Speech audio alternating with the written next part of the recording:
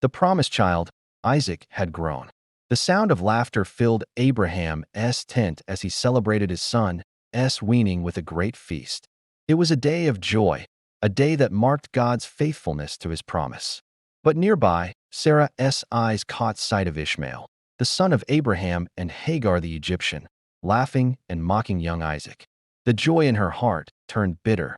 Jealousy and fear of losing Isaac's place as the chosen heir gripped her. She went to Abraham and said coldly, "Drive out that slave woman and her son, for the son of that slave shall not share in the inheritance with my son Isaac." Abraham's heart broke. Ishmael was his flesh and blood. How could he cast away his son, the boy he had held, taught, and loved? He sat in sorrow through the night, torn between love and obedience. Then God spoke gently to Abraham's troubled heart. "Do not be distressed about the boy and your maidservant. Listen to whatever Sarah tells you, because it is through Isaac that your offspring will be reckoned. But I will make the son of the slave woman into a nation also, because he is your offspring." And so, at dawn, Abraham rose. With trembling hands, he packed a small skin of water and some bread. He placed them on Hagar's shoulder and looked into her weary eyes filled with confusion and pain.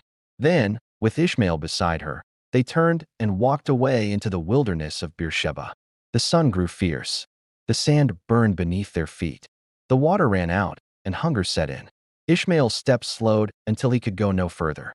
Hagar led him to the shade of a small bush and laid him there. Her heart shattered. She walked a short distance away, unable to bear the sight of her dying son. She lifted her voice and wept. "I cannot watch the boy die." But then heaven heard. God heard the boy's cry, and the angel of God called to Hagar from heaven. "What troubles you, Hagar? Do not be afraid. God has heard the boy crying. Lift him up and take him by the hand, for I will make him into a great nation."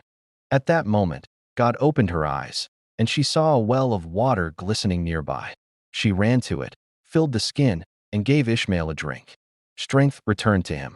Life returned to her heart. The scripture says, God was with the boy as he grew up. He lived in the wilderness and became an archer, and Hagar found for him a wife from Egypt, her homeland.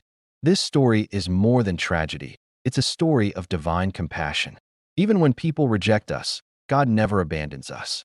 He hears the cries we think no one hears, sees the pain others overlook, and provides hope where there seems to be none. Hagar named God El Roi, the God who sees me.